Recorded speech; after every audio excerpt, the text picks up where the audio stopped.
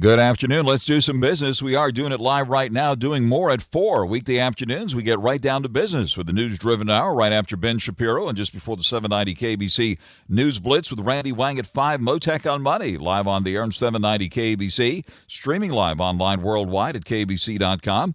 And yes, the on-demand Mottek On Money podcast, kbc.com, Apple, iTunes, and all your favorite podcast platforms.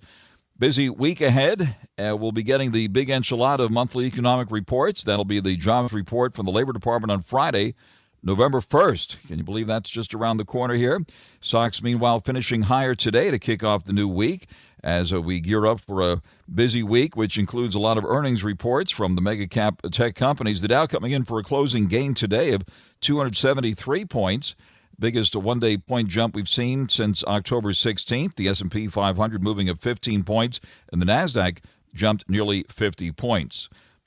Bond investors also increasingly attuned to the prospect of a victory by former President Trump and the election coming up. We're watching, of course, all of that very, very closely. The yield on the 10-year note has been edging higher lately. We'll talk about that here in just a moment.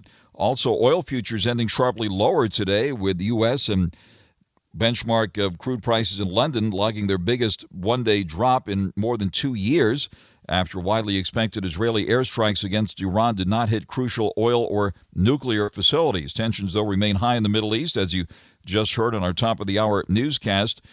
Iran now says it'll use all available tools to respond to Israel's weekend attack on military targets in Iran, according to Iran's foreign ministry spokesman. Iran previously played down Israel's air attack on Saturday, saying it caused only limited damage, while President Biden called for a halt to escalation that has raised fears of an all-out war in the Middle East.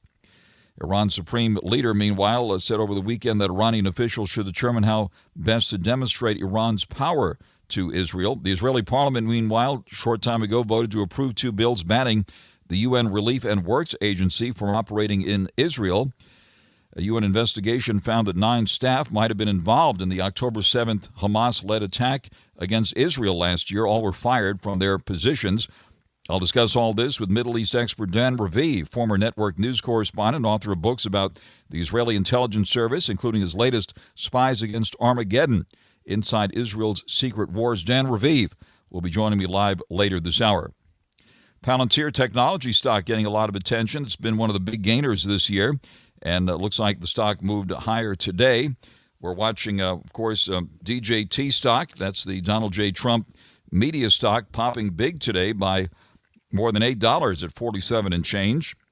Bitcoin also on the rise, back above 69,000, just below 70,000 here at the moment. We're keeping an eye on that. Ford, on its earnings news, coming out with better than expected quarterly profit and sales, with the stock lost about 6% after hours now, after investors focused on a $1.2 billion loss for Ford's EV business. Joining us live now is top-ranked money manager Ken Winans, the CEO and Chief Investment Officer at Winans Investments, which you can find at winansinvestments.com. Ken Winans, also a market historian, author of numerous books, including Investment Atlas 1 and 2, soon to be Investment Atlas 3, also Forbes magazine contributor, and most importantly, host of Winning with Winans, heard every Monday evening here at 6 p.m. on 790 KABC. Ken Winans, good afternoon to you, sir. Hello, Frank. And isn't it fun that we can talk on a big day in the market at the end of October? You know, here we're getting near holiday, but the ghosts of bear markets past are quickly leaving this market behind. That's amazing. October usually, it certainly has a reputation of some epic events in market history during the financial crisis and going back into the 1920s, of course. But hopefully we will be coming in for a soft landing here for the month of October. Well, it is interesting. And again, I think it's always good for the audience. You know, we're looking at a backdrop, a landscape of how do you invest your money in spite of all the cross currents of news and politics that we have. So here are the facts. Since 1970, in good years, the October month is up at least 1%, 59% of the time. But more important than that, Frank, is that November and December are up 71 and 80% in those same time frames. So as I did a couple of articles ago in Forbes, and I talked about, can the S&P 500 be at 6,300 by the end of December? History is on my side on that prediction. And then the other piece of news that I think that we have to throw is the landscape, certainly the earnings numbers. And yes, there have been some situations like you just mentioned with Ford having to take a big write-off on their EV unit. But at the same time, the vast majority of earnings have actually been pretty good. And that had been a concern because you get a lot of guidance for 2025, and the companies are generally optimistic. But I just wrote in Forbes an article about, believe it or not, it defines logic, but you have more aggressive investors actually borrowing more money to buy stocks right in front of this election, right in front of everything, and in spite of the fact that interest rates have gone up. So I'd encourage readers or audience members to go read that article. It's called Buy on Margin. So there's a lot of bullishness, and I don't necessarily see it as a concern. I see it as there's a sense that there's people out there who have gotten their list of what they're going to buy. They have conviction of where they're investing, and it doesn't have a bubble feel about it. To me, at least, it doesn't.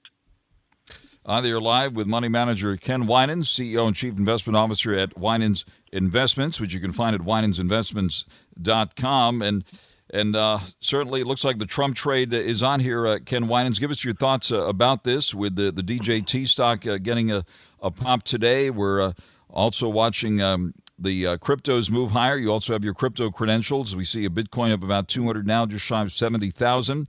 Might throw gold in that mix as well, which is at or near all-time highs. Give us your thoughts about these big moves. One of the reasons that I'm not concerned about this being a bubble is that when I look at the lead groups today, they were not tech. In fact, tech lagged quite a bit. But Frank, think about this. These are some of the oldest companies in the universe. So you have the finance industry up 1.6%, service stocks up 1.52%, industrials up 1.1%. Consumers were up 1.1. Tech, the old tech were down, not down, but up 0.49. The point is this market is broadening out. Money is moving into other areas besides being very tech-centric. That is a positive, and I think a lot of it is tied to movements going on politically. Certainly we have to talk about that. But also it has to do with the seasonality to the market, meaning the holidays. I'm of the opinion that in spite of the record amount of debt that a lot of people have on their credit cards, people are going to have a relief after the election, one way or the other, and they are going to want to go have some fun during this holidays and maybe spend some of those hard-earned stock market gains. And so when you look at, and some of the picks I'll talk about in a moment, are seasonal plays that we can expect to do well. But no, the Trump trade is very much in on a lot of factors. I just want to say one other quick thing about that. I'm sure a lot of other people in my position are getting the same thing. I have clients on both sides of the aisle, and I'm getting people who are telling me they want to get out of the markets if a certain candidate wins. I would just simply caution people not to be impulsive with their portfolios due to politics. That, you know what, I remember distinctly clients telling me in 1992, get out of this market. That son of a gun, Bill Clinton, just got elected. Well, that was a catastrophic mistake. And on the other end of the spectrum, I had people ordering me to get out of the market in 2016 because they read an article in the New York Times written by Paul Krugman that we were going to go into a depression under the Trump years. Neither of those scenarios played out. You've got to just keep calmer thoughts and move forward with your investment game plan and not be swayed by, crazy ideas based on some, I hate to say it, media, because Frank, you and I are in media, but again, there's some extreme views out there that don't pertain to us. On the air live with money manager Ken Winans. And Ken, let me ask you about oil, which took a tumble today, hovering just above $68 a barrel here at the moment, despite the very high tensions in the Middle East. This was attributed today to the fact that Israel did not attack Iran's oil or nuclear facilities, but looks like some of the energy-sensitive stocks moved up, including some of the airlines and cruise lines even. What do you see ahead here for the price of oil, given this very nervous environment? Well, I am a commodity trader as well as being a stock investor. And, I've watched seasonality very, very close. And I know I've discussed this a couple of times on the show. But the September and October timeframe for crude oil futures, meaning basically looking at contracts moving forward, this time of year is the worst time of year for crude. In fact, it's traditional to have, since 2000, crude typically loses value of between 4 and 5% during this time frame, 65% of the time. That to me is important enough not to be placing big bets on crude. But what I would also say in the other breath is if you're trying to find some correlation to the war, you need to look at not just crude, but also natural gas. That was the big concern when Russia originally went into Ukraine.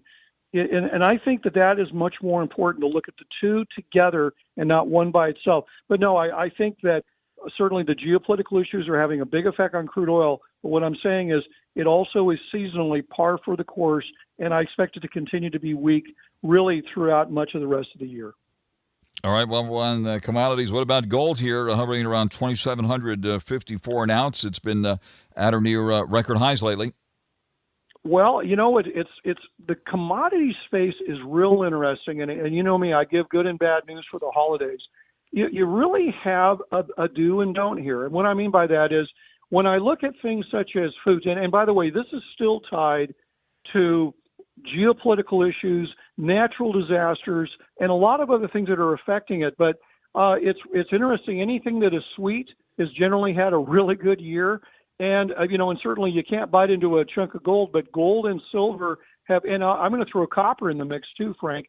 The metals are on a tear right now. They're doing very well.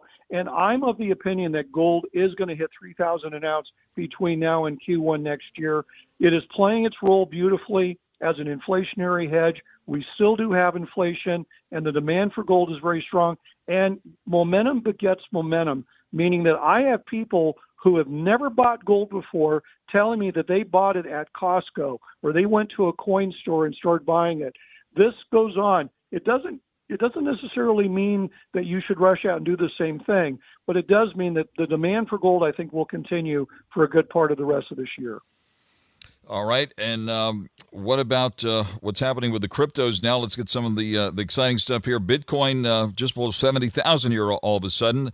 Doge getting a lot of attention because it's spelled out that acronym that Elon Musk has been talking about, Department of Government Efficiency, which could happen if President Trump is reelected. Ethereum also, let's see, around 2,600 or so. What are your thoughts on the crypto world here now? It's funny. It's another one of my stock picks because I am getting a lot of people asking about crypto because I believe that the stock market is going to end very, very strong. And the correlation that crypto, particularly Bitcoin and Ethereum, have to the NASDAQ. I think if you want to have crypto in your portfolio, this is not a bad time, even though, I would argue that a breakout from a range that Bitcoin had been in for a good part of this year, I see that as a positive. And I would just suggest that take a look at some things, whether you want to look at the ETFs tied to crypto, or my stock of choice today would be look at Coinbase. It's an exchange for crypto. That will make money based on whatever crypto is moving in either direction. I do think it's time to pivot portfolios, move to what seems to be working, and not be afraid. I know taxes can be a problem in a taxable portfolio, but you don't want to sit and let taxes drive your chance to make money for the rest of the year if you're in the wrong groups. So yes, crypto is I think it will continue to rally throughout a good part of the rest of this year. All right, let's, no conversation would be complete without at least mentioning AI these days. So NVIDIA pulling back a bit today, down to 140 and change, and Palantir, which is getting a lot of attention lately. This is a company that helps companies get into AI, right? Palantir up a bit today, up 11 cents to 44.97. What are your thoughts about these big names in the AI world now? AI is a tough one because you have a lot of politics coming out on it. We just had the Biden administration come out today with regulations on AI chip sales to China. So you have a lot of the geopolitical influences on this sector. And I always get concerned when everybody is focusing on something and you have celebrity being made based on it. I would just encourage people, and it's certainly not just, I'm of the opinion, AI is a natural progression to technology. It's not a surprise to see it picking up momentum. But I would also caution people to be careful about the volatility within that group. It is not for everybody. I could make the case that although you can make money at something, many people might not have the stomach to hold it through. I would just say this, though, Frank. Yes, you have NVIDIA having a slight pullback today, but I look at what happened with Lam Research which is an AI play. It ended up getting hammered. I look at AVGO, KLAC ended up getting creamed too. I'm just saying that within the AI space, based on earnings, you're going to have some good, bad, and ugly. And again, the volatility can really scare people. I would say if you're going to jump into it, wait till you have the earnings reports before you step into it, even if there's a bit of a bump, because the downside action can be far, far worse if you are wrong. All right, let me ask you the big question here that we ask here on Mottek On Money, and that is, of course, where are you putting money now, Ken Winans, and/or taking it off the table? Well, and you know me, Frank, I'm a stock agnostic. I don't care particularly about one group or one industry, but what I would tell people is that when I do look at portfolios, besides being light in financials that I continue to see going on right now, the other area that people I think are missing the boat on is retail and restaurants. You're going into the holiday season. This is the time when the stores that have done it well continue to do it well. So I'm going to throw out as my picks today, I would throw in Costco. They're poised to have a very good holiday season, symbol COST. I would take a good look at TJX companies, TJX. On the restaurant, I would look at Cheesecake Factory, symbol CAKE. I would look at Texas Roadhouse, TXRH. I mentioned Coinbase for a crypto play. It's a good place to go. And on gold, I know people want to go buy coins, but you might want to take a look at just owning the good old-fashioned ETF for gold, which is GLD.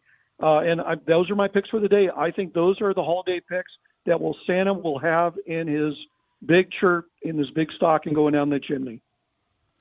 All right, and got a big game tonight. The Yankees, of course, very close to Wall Street, but it looks like Wall Street, according to history, and you are the market historian here, rooting for the Dodgers, right? Because I guess there's I guess market history tells us that when the team from the National League wins the World Series, the market seems to perform better, Ken. That is true. So let's go Dodgers. Let's see how they do. That's right. By the way, Frank, as you know, I've moved to Las Vegas recently, and I know a lot of people enjoy watching the games on TV. I'm telling you, if you want fun during a World Series or a Super Bowl, come to the sports betting rooms at the casinos and watch it on the big screen there. It's the only thing better would be there in person, but it's a heck of a lot cheaper to go to a casino if you watch what you're betting. But no, it should be interesting to see how this plays out. I would also just say, too, just a lot more sports betting going on. I heard this reading it in Las Vegas. This is where Vegas is now making its money, is on sports betting. And what I understand, we're looking at a record year in sports betting for the year 2024. So again, another indication that the economy is pretty darn good and people are spending money. Terrific. Top-ranked money manager Ken Winans live with us here, CEO and Chief Investment Officer at Winans Investments, which you can find at winansinvestments.com. Ken, also a market historian, author of numerous books, including Investment Atlas 1 and 2, and host of Winning with Winans, heard every Monday evening right here at 6 p.m. on 790 KBC. Ken, thank you very much for joining us live here. Look forward to picking up the conversation this evening with you. Absolutely, Frank. And tell the audience to listen in. We got a lot of interesting things to talk about the election, so they will want to tune in. Absolutely. Ken will be tuning in at 6 o'clock this evening right here on your favorite station, 790 KBC. Mottek On Money continues on 790 KBC. Good afternoon, and go Dodgers. Yeah, I mentioned that historically the stock market does better if a team from the National League wins, and that, of course, would be the Dodgers. If you need another reason to root for the Dodgers playing in New York tonight, we wish them all the best. In fact, Mark Hulbert had a recent write-up here showing that the stock market has performed better when the National League team wins. Wall Street may only be a few miles from Yankee Stadium, he notes, but don't be surprised if many Wall Street bulls hope the Dodgers will beat the New York Yankees in the World Series. That's because the stock market on average has performed better after a team from the National League wins the World Series than after one from the American League win. The analogy to the Super Bowl indicator, of course, is that indicator claims that it's bearish if the Super Bowl is won by a team that can trace its roots to the old American Football League. That's something we'll be focused on, of course, next year. In the meantime, the Dow up today, 273 points. We're at 42,387. The S&P 500 of 15 at 5,823. The NASDAQ up 49 points at 18,567. And the yield in the 10-year note now at 4.29%. Shares of DJT, that's the former president's media company, shooting higher today again by more than $8 at $1.36, a jump of about 20%. Shares of Boeing down $4.32 at $150 and change. The company's considering selling its space business, if you can believe it. The price of oil higher today by, after hours now, up 63 cents at $68.01 after moving lower by about 5% earlier. Despite the remaining high tensions in the Middle East. We're going to be talking more about that shortly with Dan Raviv, live with me here on the air. Shares of Ford of 30 cents at $11.37.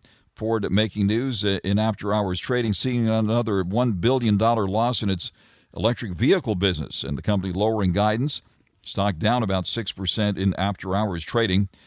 Bitcoin getting a rise today, just below 70,000 again, up 192 now at 69,780. We see Ethereum at $49 at 2,563, and Doge, which is getting attention lately, right now at 16 cents. The magnificent one, NVIDIA, pulling back down $1.02 at 140 and change, and Palantir up 11 cents today at 44.97. And now the latest news here in 790 KABC. Mottek On Money continues in 790 KABC. Tension still high in the Middle East. The head of the Israeli Defense Forces says Israel restrained itself in its weekend attack on Iran as Israel now prepares for a possible response from Tehran. Heard from the head of the Israeli Defense Forces following an hours-long bombardment of military sites across Iran early Saturday. He said they struck strategic systems. Today we saw oil futures ending sharply lower, with the U.S. and the global benchmark price in London seeing their biggest one-day drop in more than 2 years. Right now the price of oil is hovering just above $68 a barrel. Today, Iran's foreign ministry said Tehran will use all available tools to respond to Israel's weekend attack on military targets in Iran. Also, the Israeli parliament voting to approve 2 bills banning the United Nations Relief and Works Agency from operating in Israel. The UN investigation recently found that 9 staff might have been involved in the October 7, 2023 Hamas-led attacks against Israel, which started the Israel-Hamas war. All were fired from their UN positions. Let's bring in Dan Raviv now, Middle East expert, former network news correspondent, and author of books about the Israeli intelligence service, including his latest, Spies Against Armageddon, Inside Israel's Secret Wars. He's also active on X, formerly known as Twitter. Dan Raviv, thank you very much for taking the call, and take it from the top. Give us your reaction to the attack by Israel against Iran over the weekend. With you, Frank. You and the KABC listeners are so well informed. We were waiting for it for weeks because Israel was retaliating for something that Iran had done October 1st, which was launch 180 ballistic missiles, each one about the size of a school bus, by the way, at Israel. Some of them got through. There was some damage to some Israeli Air Force bases. Israel was lucky. None of its citizens was killed, but still Israel said it would respond. The United States government said it agreed. Totally justifiable for Israel to respond. And so they finally got around to it this past Saturday morning. It was the kind of restrained attack that President Biden had been recommending. It was against military targets. Israel hasn't announced a lot of information, and of course Iran is trying to cover up the damage. But it seems, according to Israeli sources, that a lot of the long-range missiles that Iran has were destroyed in the Israeli airstrikes, as well as Iranian radar stations used for anti-aircraft. And that means, Frank, that the next time, if there is a next time, that Israel wants to strike at Iran, Iran doesn't have much anti-aircraft right now. Most of those radars were destroyed. And so Iran right now is taking a pretty severe blow. What's it looking like at this time? Is Iran indeed preparing for another attack? And Israel said that was it, that it was done with its attack. And now the next move on the chessboard appears to be what Iran will do here. Yeah, that is what you would think, of course. Now, it's no surprise that the United States told Iran and Israel, both of you should just stop it now. You've had enough of this. It's dangerous. It could lead to something bigger. Iran doesn't listen to the U.S. Iran hates the U.S. But various European countries that do Iran also publicly urged Iran to just let this pass. You know, enough is enough. However, again, Israeli sources are telling me and other journalists that they think Iran will do some sort of reaction. It may not be be big ballistic missiles. It might be cyber warfare, but they'll try to hit Israel again. And at the same time, Israeli officials are telling us that they're not sure that they've settled all their scores with Iran. Among other things, Hezbollah in Lebanon, which is Iran's proxy, keeps launching rockets at northern Israel, causing damage and some deaths. There are Israeli troops, of course, sweeping through southern Lebanon right now. And one other thing, just last week, one of those missiles from Lebanon was aimed at Prime Minister Netanyahu's personal house on the Mediterranean shore in Caesarea, Israel. He and his wife were not home, but the house was damaged, and apparently Netanyahu is personally angry at that. Very, very serious matter. And now there's this vote today by the Israeli parliament. I don't know if you had a chance to cover this today. The Israeli parliament voting to approve two bills banning the UN Relief and Works Agency.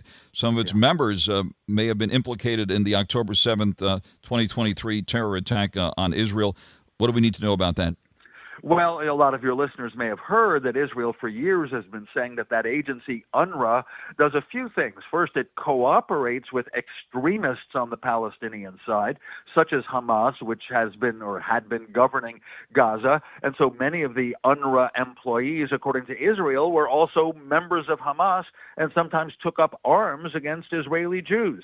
Now, the UN has always denied that, but Israel was totally fed up and says it's not going to cooperate with UNRWA, with that refugee works agency anymore. And, there are a lot of people who say, hey, the Palestinians claim that they lost their land in 1948 and then lost some more in 1967 because of the Six-Day War.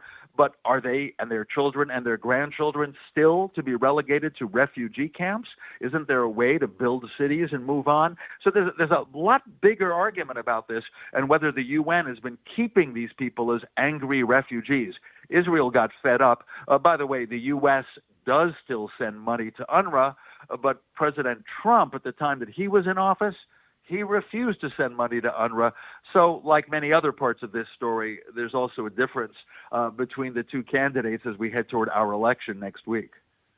On the air live with Middle East expert Dan Raviv. And Dan Raviv, you're an expert on the Israeli intelligence service as well. And there was a report in the Times of Israel several days ago that Israel was said to have delayed the Iran strike after the U.S. intelligence leak of Israel's attack plans. What do we need to know about what happened in that situation?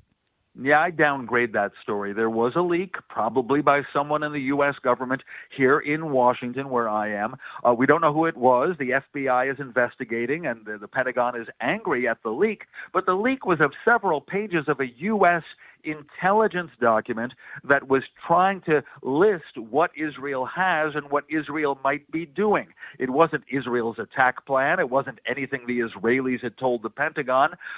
So I don't think it really did have an impact. I'm told there was a delay in Israel just so they could get totally ready. They ended up using 140 planes, did mid-air refueling. They wanted to train their pilots, of course, very, very much. And the weather wasn't perfect until this past Saturday morning. And now the FBI reportedly investigating the source of that leak out of the Pentagon. Any updates on that story? Well, you may have listeners who think that they knew who it was. There's a woman working at the Pentagon who's of Iranian family extraction, and so a lot of people pointed their fingers at her. But you know what? The Pentagon actually has said on the record that she is not a suspect, and she was vetted repeatedly. So I think, Frank, we all know that there have been other cases over the years of someone, often low level in the U.S. government, who has access to classified files and has leaked something if they just want to stop something or have an impact. I don't think this leak is a really big story, and I know it's not going to affect the Middle East war or the price of oil. I think it's a very small part of the story. On the air with authoritative Middle East expert Dan Raviv. Dan, for anyone that wants to get more information about your excellent work on the Israeli intelligence service, tell us about your book and also your presence on X, formerly known as Twitter. No, I appreciate that. I'm at Dan Raviv, DANRAVIV. I try to give some more information, sometimes some video bits about what's going on each day.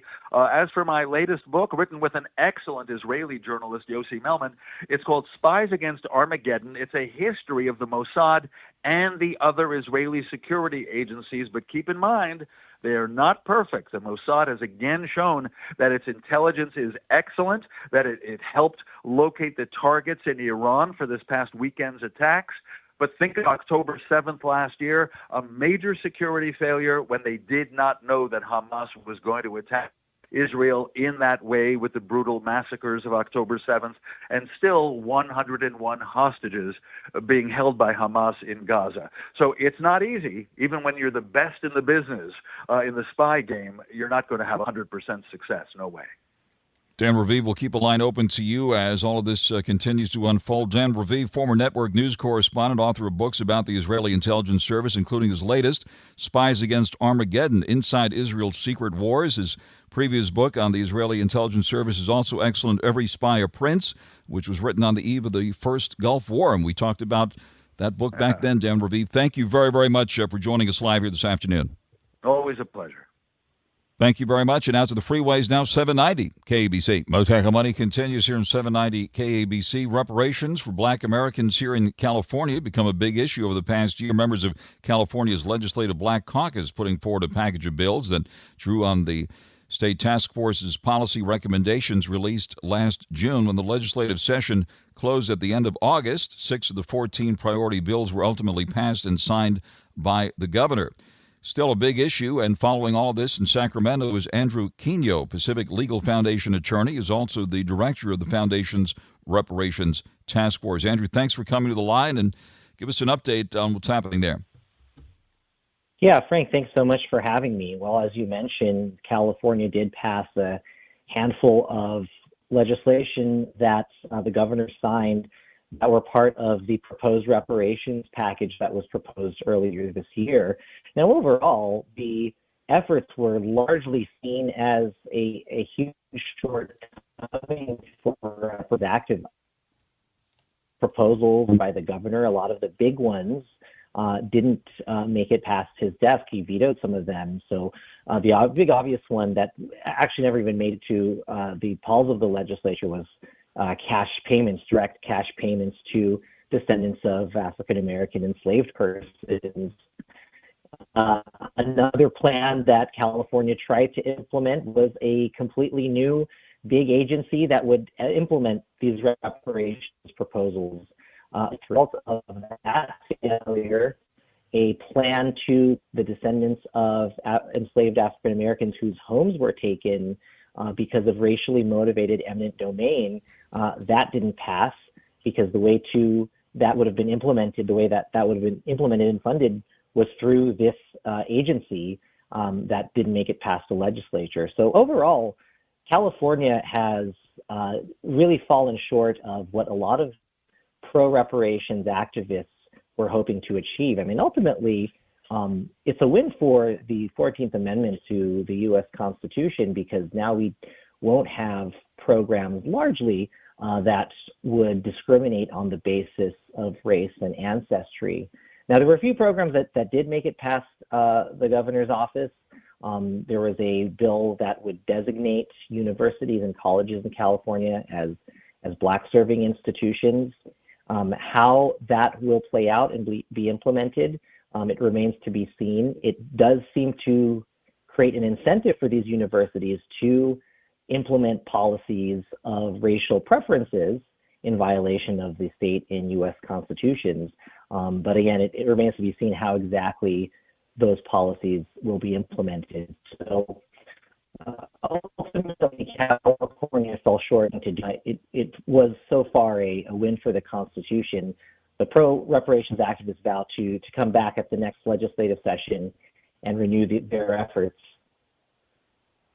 On the air live with Andrew Quino, Pacific Legal Foundation attorney, who happens to be the director of the foundation's Reparations Task Force. So what was the price tag assigned to this if all of this had passed? This is at a time, of course, when Sacramento is wrestling with a tremendous budget deficit as it is. But Have you calculated what is the cost of what's being proposed here?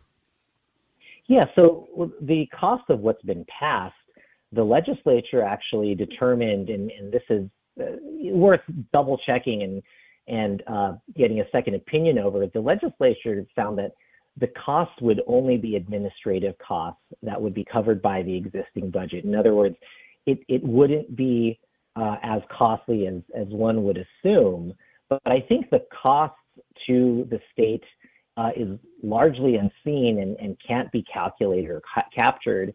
The incentive for people not to remain in California because they would face discrimination from these reparations proposals would mean that people would leave the state because it's already hard enough to be in California with the high cost of living. You don't need to be discriminated against because of a reparations proposal that lays the blame on a historic harm on someone that has never been part for. So legislature is saying that the costs are, I think the costs, the long-term costs, I think are far greater, and of course the costs to our constitutional rights are also immense.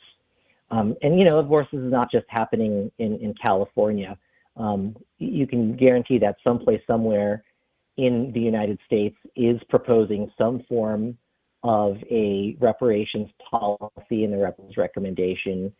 In New England, for instance, Amherst, Massachusetts, and Boston, Massachusetts, both have reparations recommendations and are trying to implement those and have gone far enough as to provide funding to groups to further the cause of giving reparations to residents in those cities.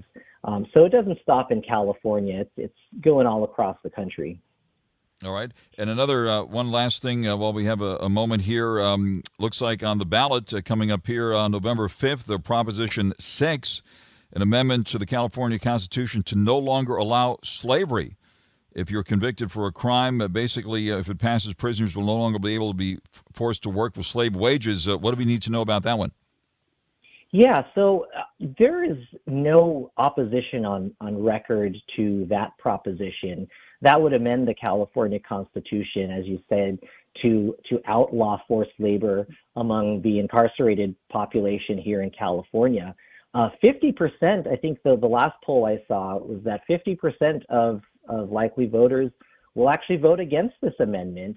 The proponents of this amendment think that that's largely because there hasn't been a big campaign or an effort to educate voters. So we'll see what happens on Election Day, but this is something that hasn't been addressed before in our Constitution. Yeah. And as a result of the reparations push, this is one of the things that came out of that. Andrew Quino, Pacific Legal Foundation attorney, who happens to be the director of the Foundation's Reparations Task Force. Thank you very much for joining us live this afternoon on Mottek On Money on 790 KABC. Stay tuned now for the 790 KABC News Blitz, followed by Winning with Winans right here on 790 KABC.